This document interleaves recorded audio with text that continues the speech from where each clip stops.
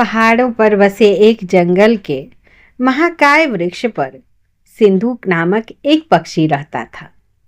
उसकी विष्ठा में स्वर्ण कण होते थे। एक दिन शिकारी उधर से गुजर रहा था। शिकारी को उसके विष्ठा के स्वर्णमय होने का कोई ज्ञान नहीं था। इससे संभव था कि शिकारी उसकी उपेक्षा करके आगे निकल जाता, किंतु मूर्ख सिंधुक पक्षी ने वृक्ष के ऊपर से व्याध के सामने ही स्वर्ण कण पूर्ण विष्ठा कर दी। उसे देख शिकारी ने वृक्ष पर जाल फैला दिया और स्वर्ण के लोभ से उसे पकड़ लिया। उसे पकड़कर शिकारी अपने घर ले आया। वहां उसे पिंजरे में रख दिया।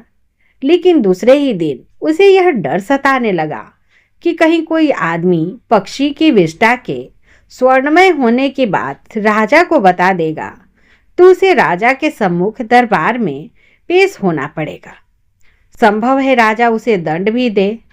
इस भय से उसने स्वयं राजा के सामने पक्षी को पेश कर दिया। राजा ने पक्षी को पूरी सावधानी के साथ रखने की आज्ञा दी, किंतु राजा के मंत्री ने राजा को सलाह दी, इस शिकारी की मूर्खतापूर्ण बात पर विश्वास करके उपहास का पात्र नहीं बने। कभी कोई पक्षी भी स्वर्णमयी विष्ठा दे सकती है, इसे छोड़ दीजिए। राजा ने मंत्री की सलाह मानकर उसे छोड़ दिया।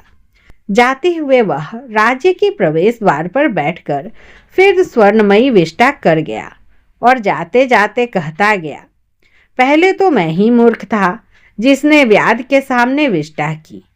फिर शिकारी ने मूर्खता दिखाई जो व्यर्थ ही मुझे राजा के सामने ले गया। इसके बाद राजा और मंत्री दोनों ही मूर्खों के सरताज निकले। इस राज्य में सब मूर्ख मंडल ही एकत्र हुए हैं।